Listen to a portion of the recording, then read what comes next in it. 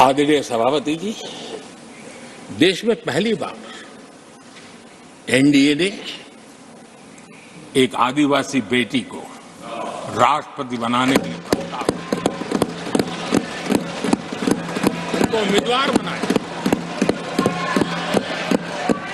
आपका हमसे वैचारिक विरोध हो वो एक बात है, अगर हमसे वैचारिक विरोध होता, आपने सामने कैंडिडेट खड़ा किया होता, मैं समझ सकता था, लेकिन वैचारिक विरोध नहीं था। क्यों? क्योंकि हमारे यहां से गया हुआ व्यक्ति आपने उम्मीदवार बनाया, इसलिए वैचारिक विरोध नहीं था। आपका विरोध एक आदिवासी बेटी के लिए था और इसलिए आपने, और ये जब सांगमा जी चुनाव लड़ रहे वो भी एक आदिवासी नॉर्थ ईस्ट के, उनके साथ भी यही किया गया था।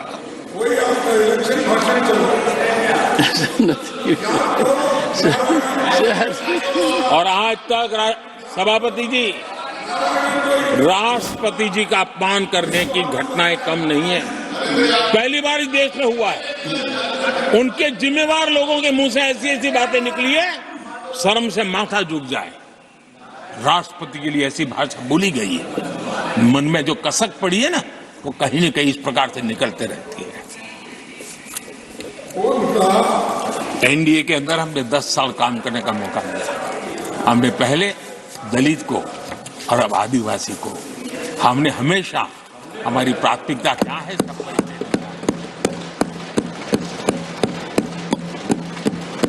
आदरणीय सभापति जी, जब हम हमारी सरकार के परफॉर्मेंस की बात करता हूं,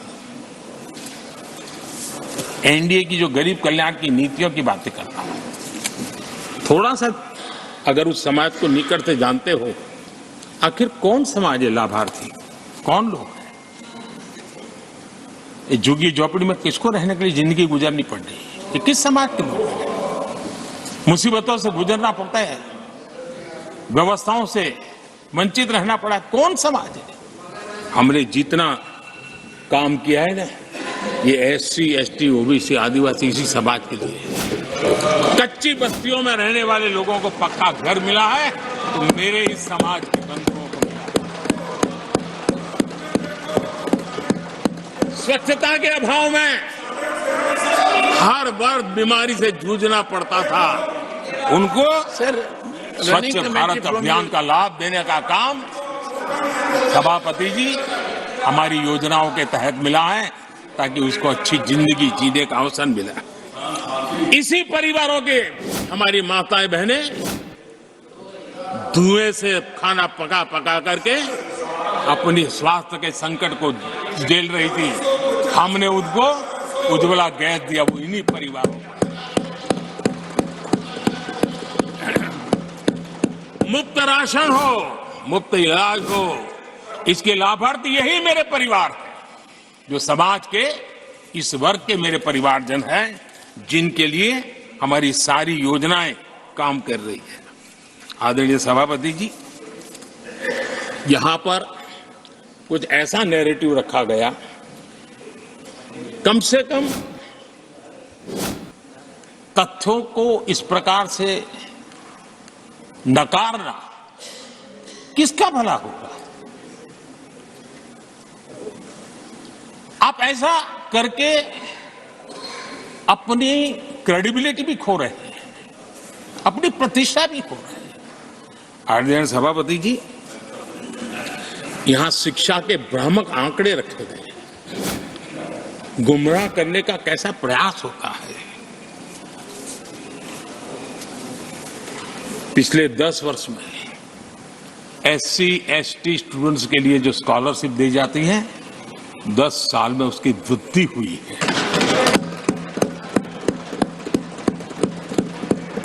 इन 10 वर्षों में स्कूलों में, हायर एजुकेशन में नामांकन की संख्या भी बहुत बढ़ी है और ड्रॉप आउट बहुत तेजी से कम हुआ। आदरणीय सभापति जी, 10 साल पहले 120 एकलव्य मॉडल स्कूल थे, आदरणीय सभापति जी, आज 400 एकलव्य मौत।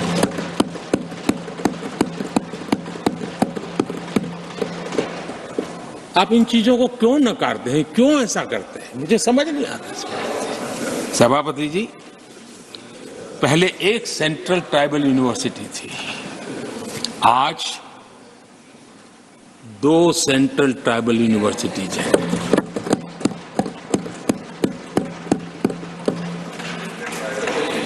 आदरणीय सभापति जी, ये भी सच्चाई है कि लंबे अरसे तक दलित, पिछड़े, आदिवासी बेटे बेटियां कॉलेजों का दरवाजा तक नहीं देख पाते थे। मुझे याद है, मैं गुजरात में जब सीएम बना तो मेरे लिए चौंकाने वाला एनालिसिस मेरे सामने आया। गुजरात में उमरगांव से अंबाजीपुरा बेल्ट आदिवासी बहुल क्षेत्र है। हमारे दिग्विजय जी के एक दामाद भी उसी इलाके में है।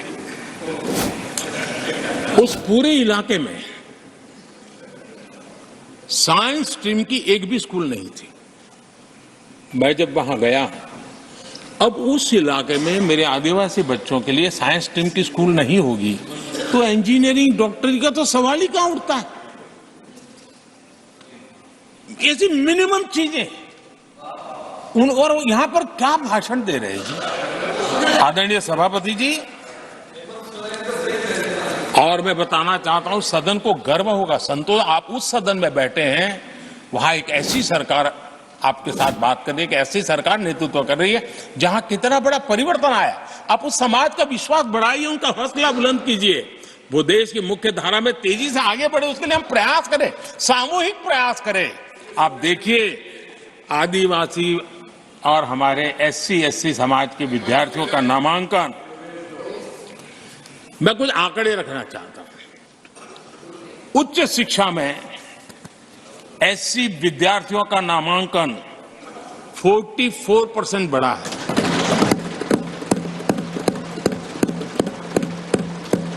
उच्च शिक्षा में ST विद्यार्थियों का नामांकन 65% बढ़ा है।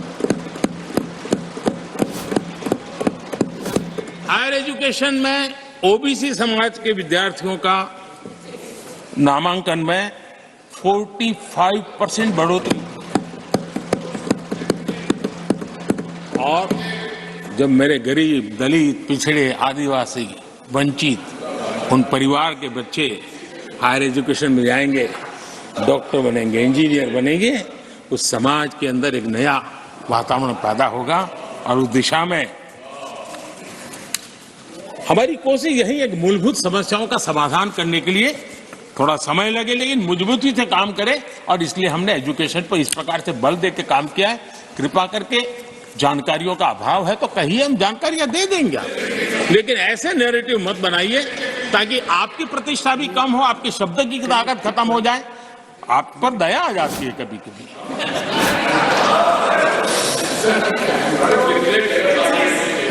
आदरणीय सभापति जी, सबका साथ सबका विकास ये नारा नहीं है, ये मोदी की गारंटी है।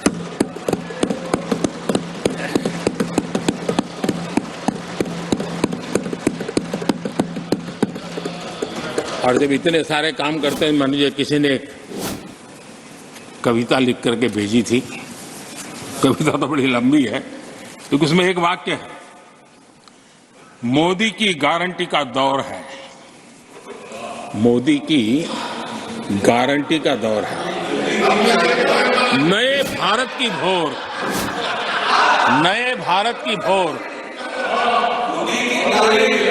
आउट ऑफ वारंटी चल रही दुकानें, आउट ऑफ वारंटी चल रही दुकानें, खोजे अपनी ठोर।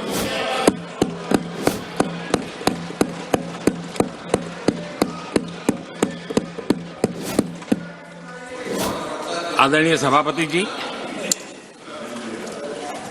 किस प्रकार से देश में निराशा फैलाने का प्रयास, मैं ये तो समझता हूं, जो लोग इतनी निराशा की गर्त में डूब चुके हैं, वैसे निराशा फैलाने का उनका सामर्थ्य भी बचा नहीं है, वो भी सामर्थ्य नहीं बचा, आशा का तो संचार कर ही नहीं सकते। जो खुद निराशा में डूबे उनसे आशा है। लेकिन देश में हर जगह जहां बैठो वहां निराशा निराशा निराशा फैलाने का जो खेल चल रहा है और सच्चाई को नकार करके हो रहा है, वो न खुद का भला कर पाएंगे न देश का भला कर पाएंगे। आदरणीय सभापति जी, हर बार एक ही गाना गाया जाता है, समाज के कुछ वर्गों को भड़काने के लिए बिना हकीकतों को ऐसे वाक्य बोल दिए जाते हैं। मैं जरा देश के सामने कुछ हकीकत बोलना चाहता हूं और मुझे विश्वास है मीडिया इस ऐसे विषयों पर जरा डिबेट कर ले ताकि पता चले।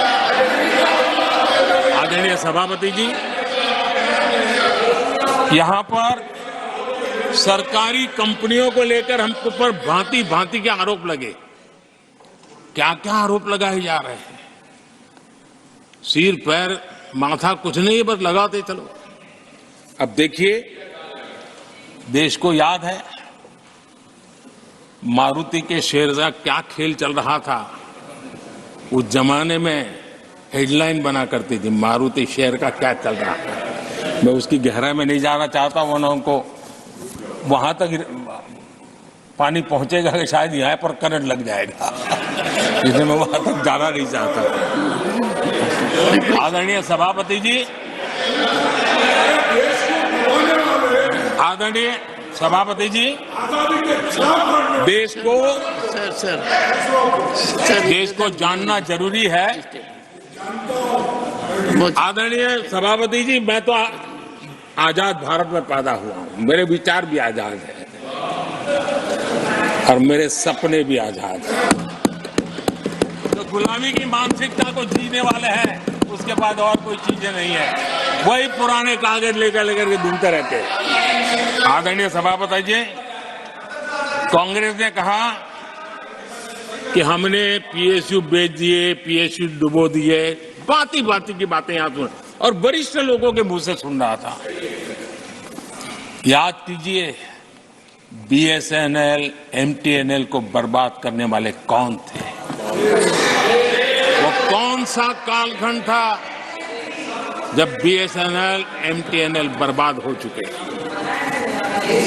जरा याद कीजिए, एचएएल उसकी दुर्दशा क्या करके रखी थी, बर्बादी, और जाकर के गेट पर भाषण देकर के 2019 का चुनाव लड़ने का एजेंडा तय होता था एचएएल के नाम पर। जिन्होंने एचएएल को तबाह कर दिया था वो एचएएल के गेट पर जाकर के भाषण झाड़ रहे थे। आदरणीय सभापति जी, एयर इंडिया को किसने तबाह कर दिया, किसने बर्बाद कर दिया? ये हालत कौन लाया था? कांग्रेस पार्टी और यूपीए। ये 10 साल की उनकी बर्बादी से मुंह नहीं मोड़ सकते। देश भली भांति जानता है। और अब मैं हमारे कार्यकाल के जरा सफलता की बात बताना चाहता हूं। आदरणीय सभापति जी, आज जिस बीएसएनएल को आपने तबाह करके छोड़ा था ना, वो बीएसएनएल आज made in India 4G, 5G उस तरफ आगे बढ़ रहा है और दुनिया का ध्यान आकर्षित कर रहा है।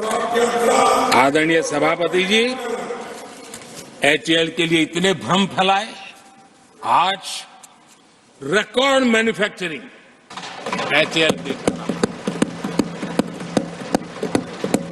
रिकॉर्ड रेवेन्यू जनरेट कर रहा है एचएएल, जिसको लेकर के इतने जो होने चलाए। और कर्नाटका में एशिया की सबसे बड़ी हेलीकॉप्टर बनाने वाली कंपनी एचएएल बन गई। कहां छोड़ा था, कहां जाके लगाया, हमने पहुंचाया। आदरणीय सभापति जी, एक कमांडो जहां नहीं है, एलआईसी को लेकर भी पता नहीं कैसे कैसे बड़े विद्वत्तापूर्ण बयान देते थे। एलआईसी का ऐसा हो गया, एलआईसी का वैसा हो गया, एलआईसी का यूं हो गया। जितनी गलत बातें एलआईसी को लिए बोलनी चाहिए बोली, और तरीका यही है, किसी को बर्बाद करने अफवाह फैलाओ, झूठ फैलाओ, भ्रम फैलाओ और और टेक्निक भाई है, गांवों में किसी का बड़ा बंगलो हो, लेने का मन करता हो, लेकिन हाथ न लगता हो तो फिर हवा फैला देते, ये भूतिया बंगला है, यहां जो जाता है ऐसी हवा फैला देते, कोई लेता नहीं, फिर पैदा करके लपक लेते। एलआईसी क्या क्या चलाया। आदरणीय सभापति जी, मैं सीना तान करके सुनाना चाहता हूं, आंखें ऊंची करके सुनाना चाहता हूं, आज एलआईसी के शेयर रिकॉर्ड स्तर पर ट्रेड हो रहे हैं। क्यों? आदरणीय सभापति जी, अब प्रचार किया जा रहा है, पीएसयू बंद हो गए, अब उनको तो याद भी नहीं होगा क्या है, बस किसी ने पकड़ा दिया, बोलो।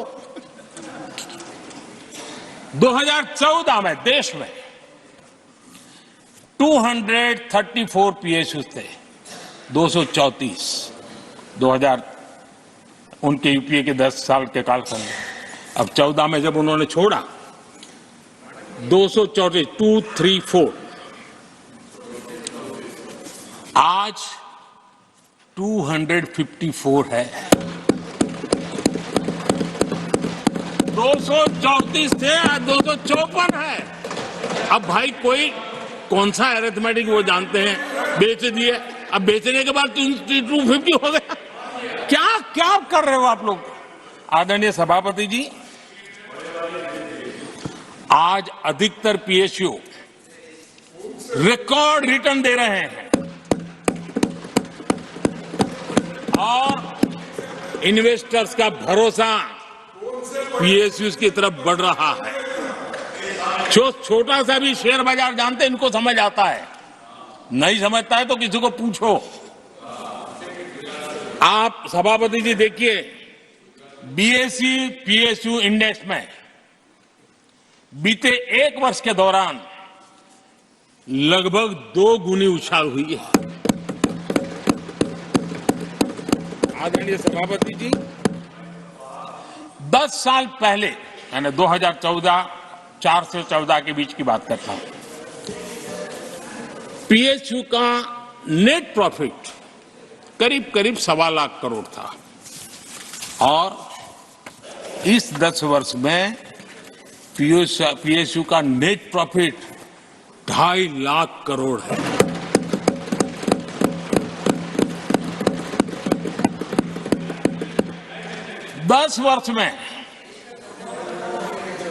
हमारे 10 वर्ष में पीएसयू की नेट वर्थ 9.5 लाख करोड़ से बढ़कर के 17 लाख करोड़ हो गई है।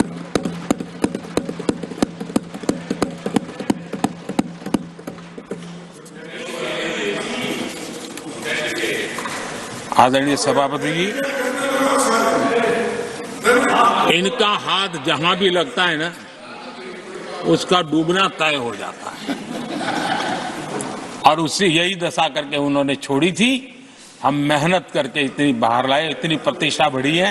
आपको खुशी होनी चाहिए, भ्रम मत फैलाइए, बाजार में हवा ऐसी न फैलाइए कि देश के सामान्य निवेशक के मन को उलझन में आ जाए।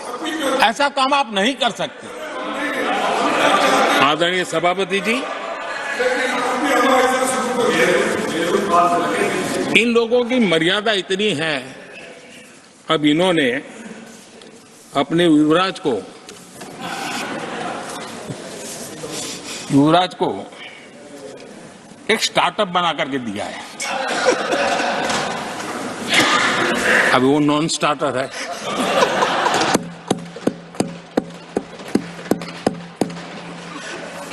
न तो वो लिफ्ट हो रहा है, न वो लॉन्च हो रहा है।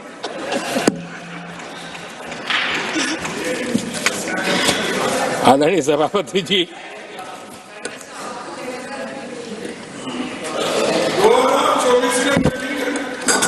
आप पिछली बार भी इतनी शांति से रहे हो तो कितना मजा आता।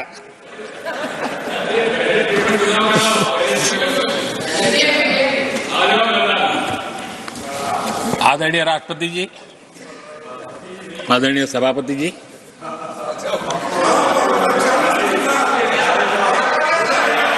बधाई हो, बधाई हो, बधाई हो, सबको बधाई हो। आदरणीय सभापति जी, मेरा सौभाग्य रहा कि मुझे लंबे समय तक एक राज्य के मुख्यमंत्री के नाते देश की और जनता की सेवा करने का अवसर मिला, और इसलिए मैं रीजनल एस्पिरेशंस को बहुत भली भांति समझता हूं, क्योंकि मैं उस प्रोसेस से निकला हूं। जैसे हमारे यहाँ दिग्विजय जी, उनको भली भांति सहज समझ आता है भी एक राज्य के लिए क्या होता है। हम लोग उसी दुनिया से निकल करके आए हैं, तो हमें अनुभव है, पता है। शरद राव जी को है, तो ऐसे कुछ लोग हैं यहाँ जिनको ये सारी चीजों का पता है। देवगढ़ा साहब है, तो इन लोगों के इन सारी चीजों का पता है, तो हम इसका महात्मा समझते हैं। हमें कोई किताबों में नहीं पढ़ना पड़ता है, हम अनुभव कर करके आए हैं। और ये भी सच्चाई है साहब, 10 साल यूपीए की पूरी शक्ति